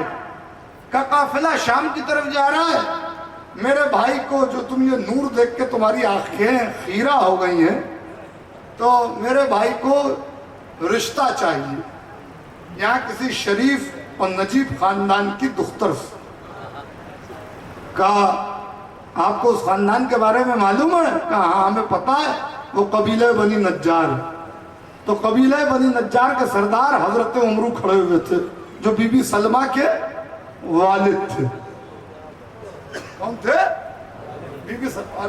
سنیے گا اب جو بات آنے والی ہے، اور اس کے بعد مولا آپ کو سلامت رکھے۔ بی بی سلمہ کے والد تھے۔ تو انہوں نے کہا کہ آپ جس کی بات کر رہے ہیں وہ ہم ہیں، اور ہمارے لیے بہت بڑے شرف کی بات ہے جب آپ خود رشتہ لے کے آئیں۔ کہاں ہم اور کہاں آپ؟ اللہ نے تو ہمارے مقدر کو اوج کو بلند کر دیا۔ ہمارا رشتہ اور اہل بیت اللہ سے، اہل بیت اللہ کے گھرانے سے، تو بہت بڑی بات ہو جائے گی کہ ہمارا گھر کا رشتہ خدا کے گھر سے ہو رہا ہے۔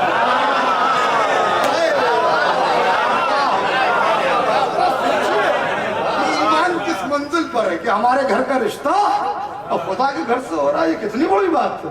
اس سے بڑا افتخار ہمارے لیے اور اعزاز اور ہمارے لیے کیا ہوگا؟ ایوارڈ کیا ہوگا؟ ریوارڈ کیا ہوگا؟ لہذا انہوں نے کہا کہ ٹھیک ہے، مگر معاملہ یہ ہے کہ ہماری جو بیٹی ہے وہ اپنے نفس کی خود مالک ہے، ہم جب تک اس سے اجازت نہیں لیں گے ہم حامی نہیں بن سکتے، لہذا ہم اجازت لیں گے۔ اگر آپ کو یہ منظور ہے تو ٹھیک ہے۔ حضرت ہاشم نے اور حضرت مطلب نے کہا بالکل آپ اجازت لے لیں، بغیر اجازت کے یہ قدم آگے نہیں بڑھایا جائے، آگے نہیں بڑھایا جائے۔ اور کیا آپ نے شریف خاندانوں میں اب سے پہلے بیٹی سے پوچھا جاتا ہے کہ بیٹی میں تمہارا رشتہ فلاں گھر میں کر رہا ہوں، اور پھر میں کچھ کہہ رہا ہوں جہاں تک بات پہنچ رہی ہے بھائی، شریف گھرانوں میں، مولا آپ کو سلامت رکھے۔ دیکھیں تو بیٹی میں تمہارا رشتہ فلاں گھر میں کر، میں نے پڑھ دیا اور پھر آپ نے سن۔ جب باپ بیٹی کے پاس رشتہ لے کے آتا ہے تو جس کا رشتہ لے کے آتا ہے بیٹی کو اس کی فضیلت سناتا ہے۔ لہذا وہی حضرت عمرو نے کیا، بی بی سلمہ سے کہا بیٹی تمہیں پتا ہے جس کا رشتہ میں تمہارے لیے لے کے آیا ہوں کائنات میں اس سے شریف کوئی نہیں۔ اب تک کہ حسن یوسف کے چرچے ہوتے تھے، اس کے حسن کو دیکھنے کے بعد، اس کے جمال کو دیکھنے کے بعد لوگ یوسف کے حسن کو بھول گئے ہیں۔ اس کے چہرے سے پورا مدینہ منور ہو چکا ہے۔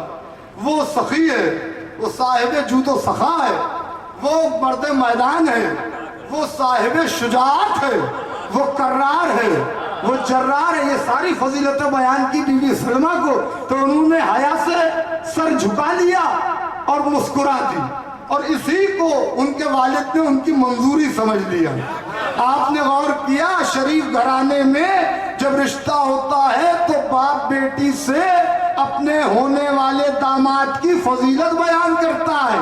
بالکل یہی ہوا کہ جب خاندان بنی کلاب میں حضرت عقیل رشتہ لے کے امیر المومنین کا گئے تو بی بی ام البنین کے والد حضرت حزام کلابیہ نے بی بی ام البنین سے آگے جب منظوری مانگی تو آ کر کے گھر میں کہا سنو کہاں رشتہ ہوا ہے؟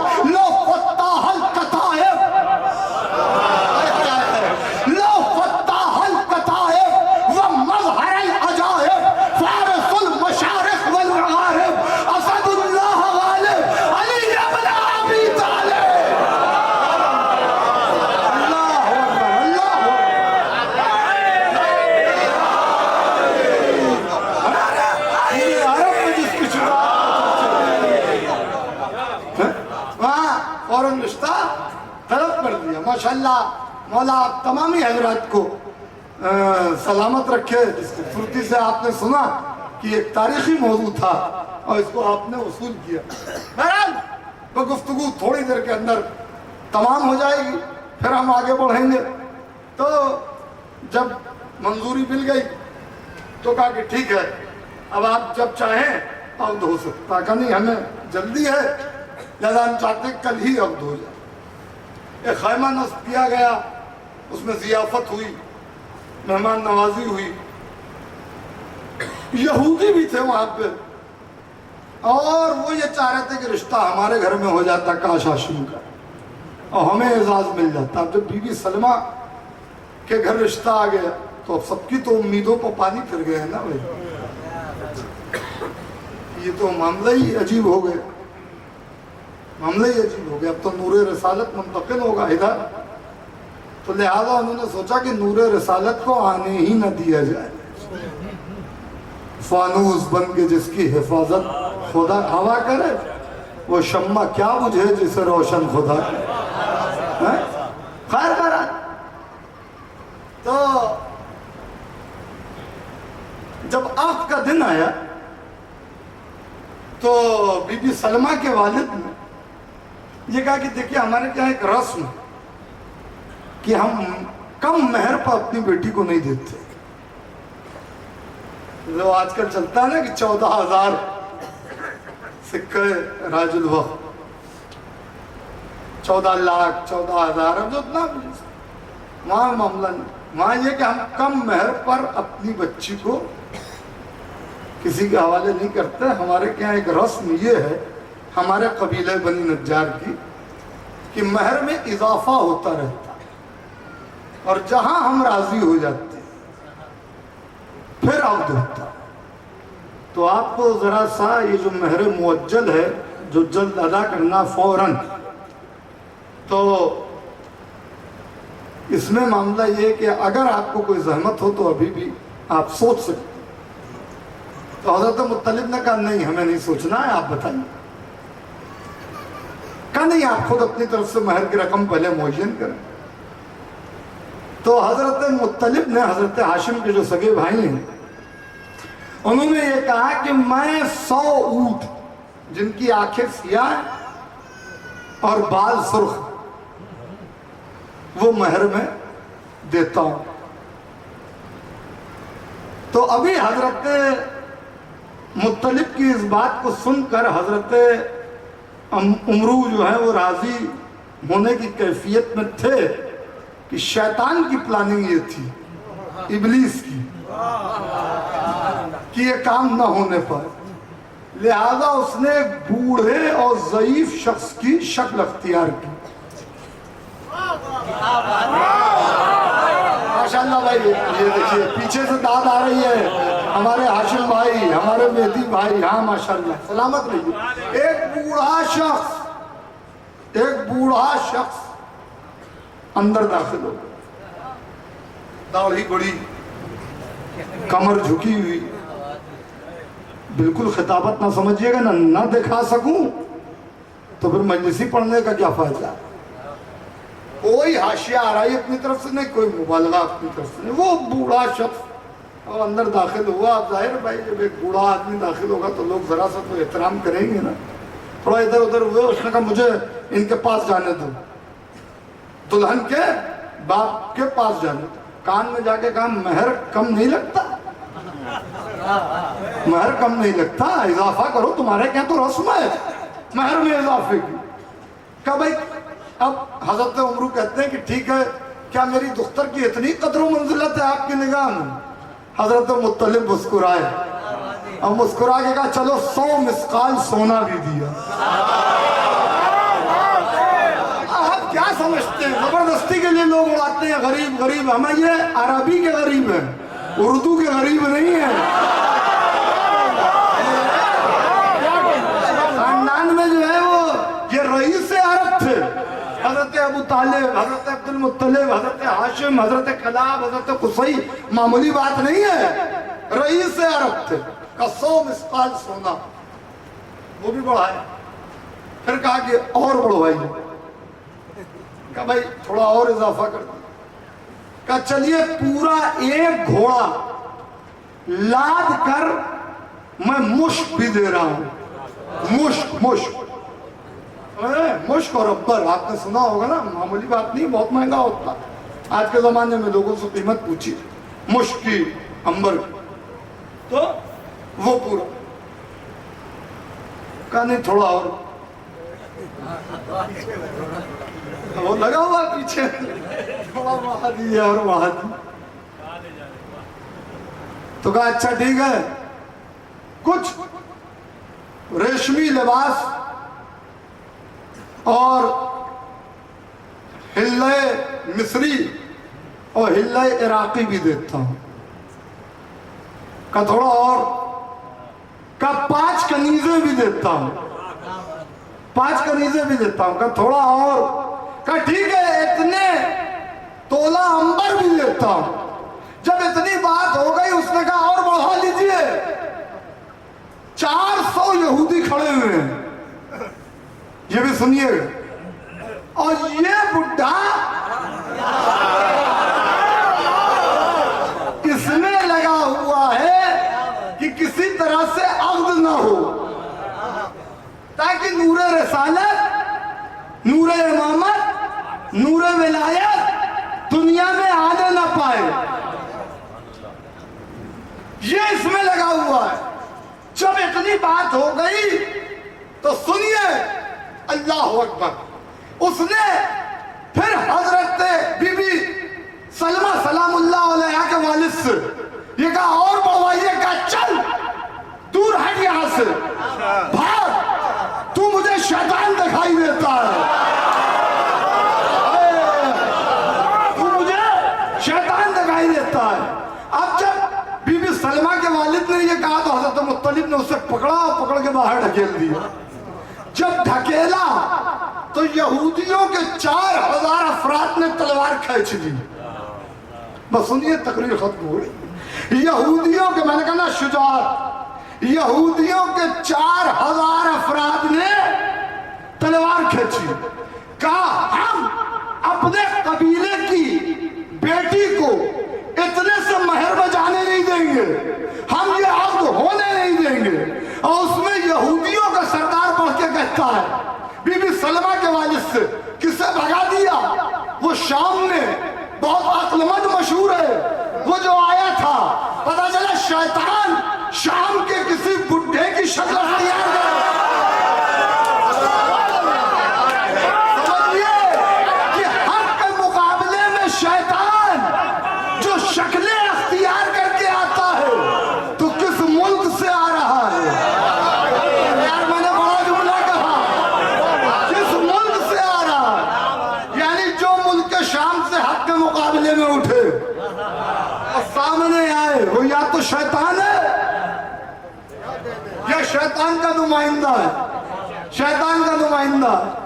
اب جو میں نے کہنا تھا استعارے کی باتیں, کنائے کی باتیں جتنی آپ نے سمجھی. بعضیوں جیسے ہی تلواریں کھنچ گئی تو ایک مرتبہ حضرت ہاشم نے کہا عقد بعد میں ہوگا, تم نے تلواریں کھینچ لی ہے تو اب دفاع اور ڈیفنس ہم پر واجب ہو گیا. ایک مرتبہ تلوار کو بے نیام کیا حضرت ہاشم نے, ادھر حضرت مطلب نے تلوار کو بے نیام کیا. 400 یہودی تھے, سب پر یہ دونوں حملہ آور ہوئے. اور بھی جو مکے سے افراد آئے تھے انہوں نے بھی حملہ کیا.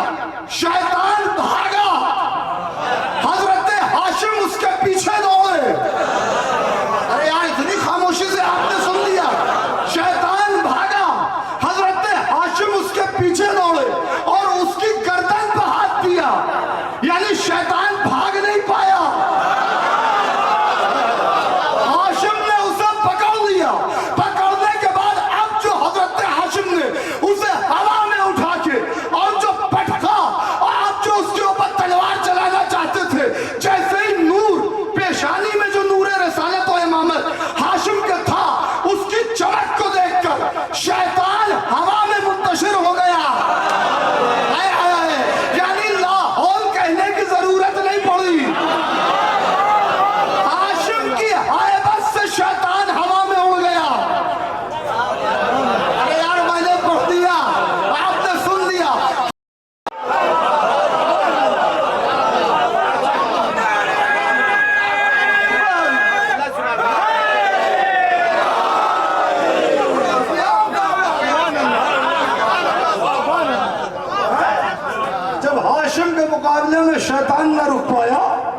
تو بنی ہاشم کے مقابلے میں بنی امیہ کی کیا اوقات ہے؟ بنی ہاشم کے مقابلے میں بنی امیہ کی کیا اوقات؟ اب عباس کے مقابلے میں شمر کی کیا اوقات؟ اب حسین کے مقابلے میں یزید کی کیا حیثیت؟ نہیں، جملہ سنیے، یزید بنی امیہ کا نمائندہ، میرا آقا حسین بنی ہاشم کا چشم و چراغ. بات تھی یزید سے، یزید نے بیعت کا مطالبہ کیا. یہ ایک آئیڈیولوجی ہے جو ایک آئیڈیولوجی سے ٹکرا رہی ہے. یہ حسین اور یزید کا ٹکراؤ نہیں ہے، یہ ایک آئیڈیولوجی کا ٹکراؤ ہے، کردار کا کردار سے ٹکراؤ ہے. یہی تو میرے مولا حسین نے کہا تھا کہ مجھ جیسا اس جیسے کی بیعت نہیں کر سکتا. بھائی مجھ جیسا اس جیسے کی بیعت نہیں کر سکتا. تو مطالبہ تو یزید نے کیا تھا نا، انکار حسین نے کیا. حسین 72 کو لے کر میدان میں آ گئے، مگر یزید حسین سے اتنا ڈر رہا تھا کہ 9 لاکھ کا لشکر تو بھیج دیا مگر خود حسین کے سامنے لیا.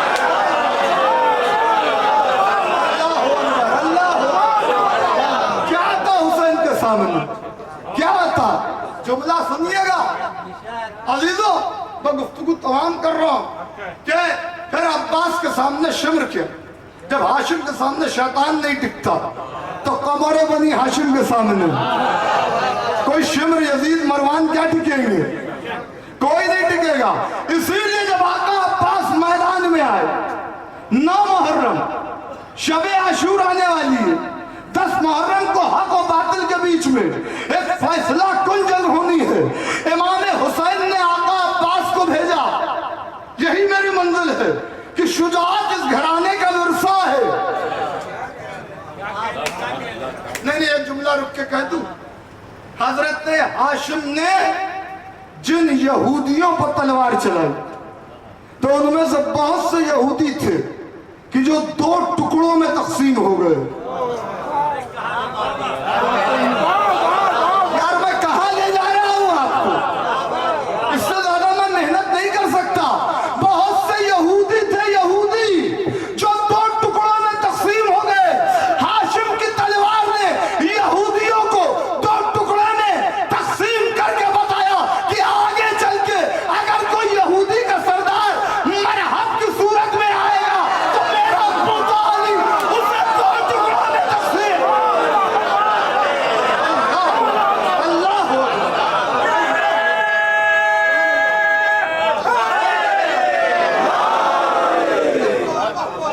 کہاں جا رہی ہے مجلس؟ سنیے آخری جملہ. قمر بنی ہاشم شجاعت اس گھرانے کا ورثہ بھیجا. اشل پر سوار ہے قمر بنی ہاشم.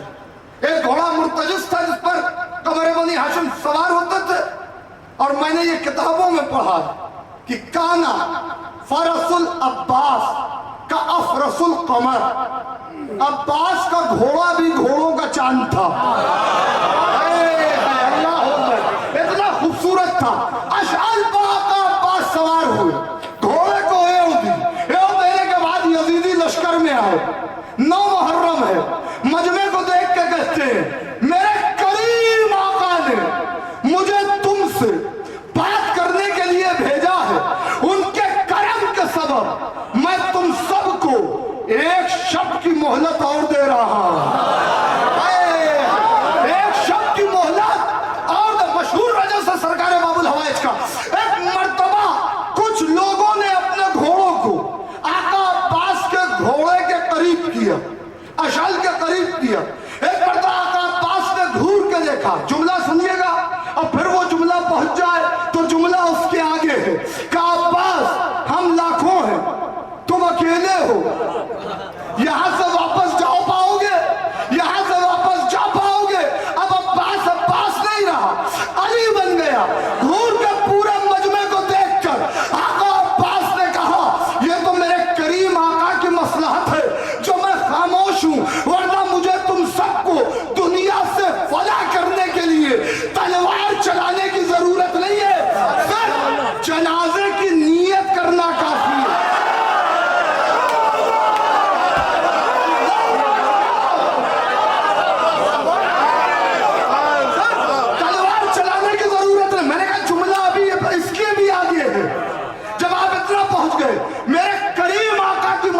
बात है जो मैं खामोश हूँ, वरना मुझे तुम्हें मारने के लिए तलवार चलाने की जरूरत नहीं है, फकत जनाजे की नियत करना काफी है। मगर मेरी मजबूरी ये है कि मुझ पर तुम सबका जनाजा पढ़ना हराम है। अरे हो गई भैया।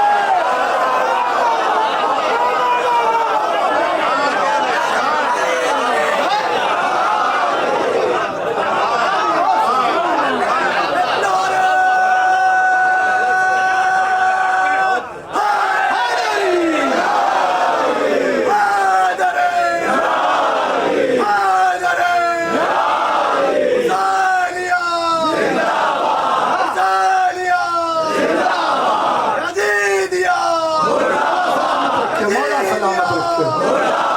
दुश्मनाने अब्बास पे लाना। एक नारा खास है, बुलंद आवाज से, बुलंद आवाज से। नारा खास है, अब्बास है, अब्बास है, नारा खास है, अब्बास है, अब्बास है।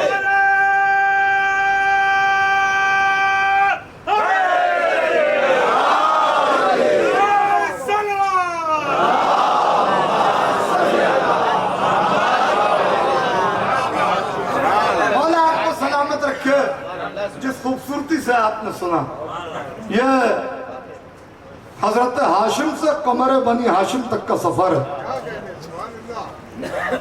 हजरत हाशिम से यह है खानदान इस्मत व तहार। बात जब सरकार बाबुल हवाइज की हो गई तो मैं शहादत नहीं पढ़ूंगा। सिर्फ ये खानदान मोजिज़ नुमा खानदान, मुझे यहाँ से नहीं सादिर होंगे तो कहाँ से सादिर होंगे? कहाँ से? इस दरवाजे पर मोजिज़ा होना हैरत नहीं है, मोजिज़े का ना होना हैरत। ये कहना मोजिज़ा होगा, अरे मोजिज़ा तो है, मोजिज़ा वही होगा जहाँ साहिब मोजिज़ा होते, कहीं और नहीं हो। बहरहाल मैं एक मोजिज़ा रब्त मसाइब है यही, और इसी को मसाइब भी समझ लीजिएगा। मजलिस तमाम कर, मैं मजलिस पढ़ने के सिलसिले में कई साल पहले जब पहली बार पटना गए, बिहार की कैपिटल पटना, तो वहाँ के मोमिनीन ने मजलिस के बाद 2 मजलिसें मुझे पढ़नी थी। तो सुबह की जब मैंने मजलिस पढ़ ली तो एक मजलिस दोपहर में पढ़नी थी, उससे पहले मुझे बाद जोहर लोग एक दरगाह में ले। वो दरगाह बड़ी मशहूर है पटना में, जिसको चमर डुरिया कहते हैं। पूरा इलाका अहले हुनूत का।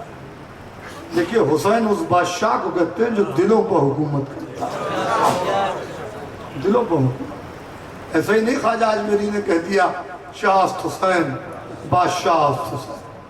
हुसैन की हुकूमत सरों पर भी है, हुसैन की हुकूमत दिलों पर। तो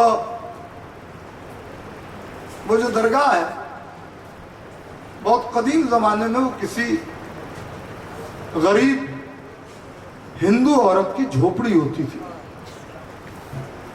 और उसका तरीका ये था कि वो आशूर के दिन इमाम साहब का दाहा यानी 10वां, उसको वो दाहा कहते, उस तरीके से मनाते थे। तो आशूर के दिन नज़र करते थे शाम गरीबा के बाद। अब जाहिर है कि वो तो हिंदू थी, अपनी अकीदत से नज़र का कुछ सामान सजा देती थी। वो इंतज़ार करती थी मौला के किसी अज़ादार, किसी शिया का, कि वो आएगा और नज़र दे दे। तो हर साल शाम गरीबा के बाद कोई ना कोई अज़ादार मौला का चाहने वाला आता था और नज़र दे देता था। एक साल ऐसा हुआ कि उसने नज़र का सारा सामान सजा लिया। शाम गरीबा आई और गुजर भी गई, मगर कोई वजह थी, इत्तफाक से कोई नहीं आ पाया। कुछ मौसम खराब था या जो भी। वो इंतजार कर रही थी, रात गुजर रही थी। तो جب تاریکی ہر طرف چھا گئی اور اس نے دیکھا کافی دیر ہو گئی اور کوئی نظر کرنے نہیں آیا، تو اس نے نظر کے سامان کو سمیٹا اور رو کر کہا کہ حسین بابا، ہر سال میں آپ کے نام کی نظر دلاتی تھی، کربلا کے شہیدوں کی نظر کرتی تھی، کوئی نہ کوئی آپ کا چاہنے والا، آپ کا غلام آ جاتا تھا، نظر دے دیتا تھا۔ اس سال مجھ سے کیا کوتاہی ہو گئی کہ آپ نے میری نظر کو قبول نہیں کی؟ اتنی رات گزر گئی مگر کوئی نہیں آیا۔ ابھی وہ یہ مناجات کر رہی تھی کہ اس نے دیکھا کہ جھوپڑی کے باہر ایک طویل القامت شخص کھڑا ہوا۔ اس نے دیکھا کہ بھائی تم کون ہو؟ کہ جس مولا کی نظر کا تو نے اہتمام کیا میں اسی کا غلام ہوں، لا نظر کا سامان لا، میرے سامنے رکھ، میں نظر دے دیتا ہوں۔ کہ بھائی مولا تمہیں سلامت رکھے، بیٹا بہت دیر بعد آئے، میں انتظار کرتی رہی۔ ایک مرتبہ اس نے جلدی سے نظر کا سامان سامنے سجایا، کوزوں میں پانی رکھا کربلا کے پیاسوں کے نام، اور کہا نظر دے دیجیے۔ کچھ دیر تک وہ شخص نظر دینے میں مصروف تھا۔ اسی واقعے کے بعد وہاں درگاہ بنی، بڑی مجرب درگاہ ہے، بڑی مرادیں آتی ہیں۔ اس نے کہا کیا نظر ہو گئی؟ کہا ہاں نظر ہو گئی، لے جا یہ نظر کا سامان لے جا، کل جب عزادار آئیں گے تو انہیں چکھا دینا۔ کہا نہیں تم نے نظر دی نہیں، تم نے نظر نہیں دی۔ کہا تم یہ کیسے کہتی ہو کہ میں نے نظر نہیں دی؟ کہا میں ہندو ضرور ہوں، مجھے یہ نہیں معلوم کہ نظر میں پڑھا کیا جاتا، مگر میں نے اتنے سالوں سے یہ ضرور دیکھا کہ جو بھی نظر دینے آتا ہے وہ کچھ پڑھتا ہے تو اپنے ہاتھوں کو بلند کرتا ہے۔ تم نے کیسی نظر دی کہ تمہارے منہ تو چل رہے تھے مگر تم نے اپنے ہاتھوں کو بلند نہیں کیا۔ کہ ضعیفہ ضد نہ کرو، نظر ہو گئی ہے، میں تم سے کہہ رہا ہوں، جاؤ لے جاؤ نظر کو، نظر ہو گئی یقین جانو۔ کہا نہیں جب تک تم ہاتھوں کو باہر نہیں نکالو گے میں نہیں مانوں گی کہ نظر ہو گئی ہے۔ کہا ضعیفہ میں تم سے کہہ رہا ہوں، کہا تمہیں انہی حسین بابا کے حق کا واسطہ ہے، ہاتھوں کو نکالو گے تب میں نظر کا سامان ہٹاؤں گی۔ میں اتنا کہنا تھا، اس شخص نے کہا ضعیفہ کس کی قسم تو نے مجھے دے دی؟ ایک مردہ کندھے کو جھٹکا دیا، آبا ہٹی تو کٹے کٹے ہاتھ نظر آئے۔ کہا اے ضعیفہ میں کیسے ہاتھ باہر نکالوں؟ ارے جس حسین کی تو نظر کر رہی ہے میں اسی حسین کا غلام عباس ہوں۔ میرے ہاتھ فرات پکڑ گئے، غم اس بات کا نہیں ہے کہ ہاتھ کٹ گئے، دکھ اس بات کا ہے کہ خیمے میں پانی نہیں پہنچ سکا، میری سکینہ پیاسی رہی، میرا اصغر پیاسا رہا۔ واہ محمدہ واہ علیہ۔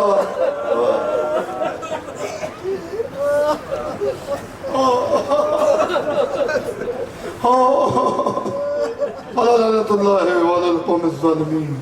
ماتم حسین۔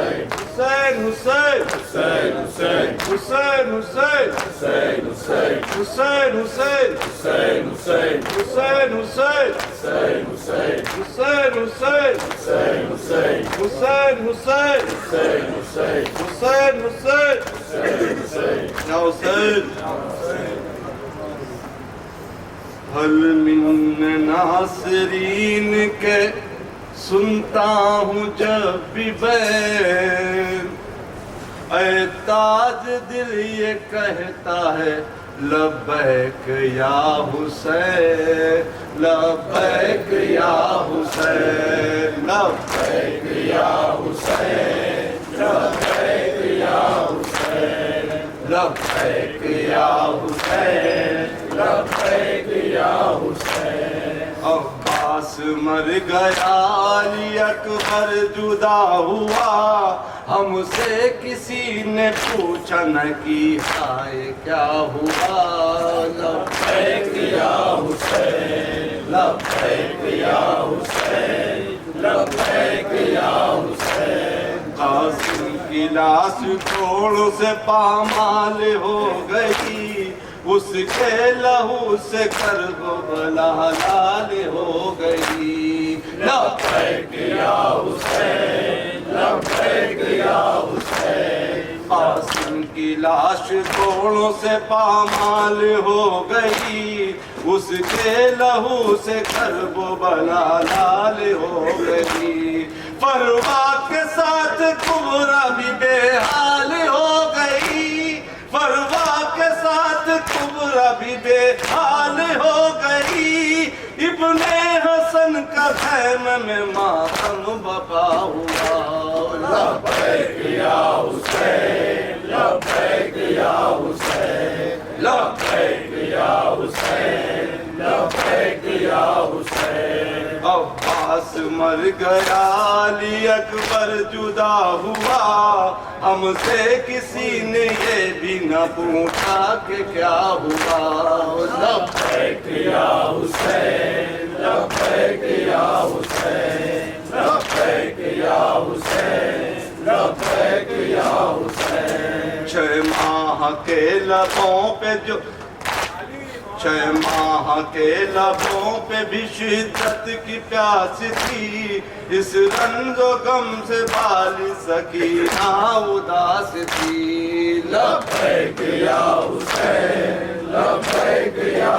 حسین 6 ماہ کے لبوں پہ بھی شدت کی پیاس تھی اس رنج و غم سے بالی سکینہ اداس تھی پانی کو لے کے آئیں گے امو یہ آس تھی معصوم سے جری کا نوازا وفا ہوا لبیک یا حسین لبیک یا حسین لبیک یا حسین لبیک یا حسین عباس مر گئے علی اکبر جدا ہوا ہم سے کسی نے یہ بھی نہ پوچھا کہ کیا ہوا لبیک یا حسین لبیک یا حسین لبیک یا حسین لبیک یا حسین نصرت سے میری دست میں سارے اتر گئے ایک ایک کر کے دست میں سارے اتر گئے لبیک یا حسین لبیک یا حسین نصرت میں میری دست میں سارے اتر گئے ایک ایک کر کے سارے لبیک یا حسین لبیک یا حسین نصرت میں میری دست میں سارے اتر گئے ایک ایک کر کے دست میں سارے اتر گئے جونو حبیب ابن عجائر بھی مر گئے اس سوچ دل سے غم ہے ہمارا پھٹا ہوا لبیک یا حسین لبیک یا حسین لبیک یا حسین لبیک یا حسین غازی کی لاش ٹکڑوں میں تبدیل ہو گئی اس کے لہو سے رن کی زمین گیل ہو گئی لبیک یا حسین لبیک یا حسین غازی کی لاش ٹکڑوں میں تبدیل ہو گئی اس کے لہو سے رن کی زمین گیل ہو گئی دل میں نہا غموں کے میرے کیل ہو گئی کڑیل جوان بھائی ہمارا پناہ ہوا لبیک یا حسین لبیک یا حسین لبیک یا حسین لبیک یا حسین لبیک یا حسین لبیک یا حسین فوز یزید کو تیار ہو گئی، چاروں طرف سے تیروں کی بوچھار ہو گئی۔ لبیک یا حسین، لبیک یا حسین، فوج یزید لڑنے کو تیار ہو گئی، چاروں طرف سے تیروں کی بوچھار ہو گئی۔ مقتل میں تیز موت کی رفتار ہو گئی، تیروں کے درمیان میرا سجدہ ہوا۔ لبیک یا حسین، لبیک یا حسین، لبیک یا حسین، لبیک یا حسین۔ اے تاج وقت عشر یہ شبیر نے کہا، رو رو کے تاج دین کی تقدیر نے کہا۔ لبیک یا حسین، لبیک یا حسین، اے تاج وقت عصر یہ شبیر نے کہا، رو رو کے تاج دین کی تصویر نے کہا۔ کعبے کی تاج بولتی تصویر نے کہا، مثل انیس ہے تیرا نوحہ لکھا ہوا۔ لبیک یا حسین، لبیک یا حسین، لبیک یا حسین، لبیک یا حسین۔ عباس مر گئے، علی اکبر جدا ہوا، مجھ سے کسی نے یہ بھی نہ پوچھا کہ کیا ہوا۔ لبیک یا حسین، لبیک یا حسین، لبیک یا حسین، لبیک یا حسین، لبیک یا حسین، لبیک یا حسین، یا حسین، یا حسین، یا حسین، یا حسین، یا حسین، یا حسین، یا حسین، یا حسین، یا حسین، یا حسین، یا حسین، یا حسین، یا حسین، یا حسین، یا حسین، یا حسین، یا حسین، یا حسین، محمد وعلی محمد صلوات۔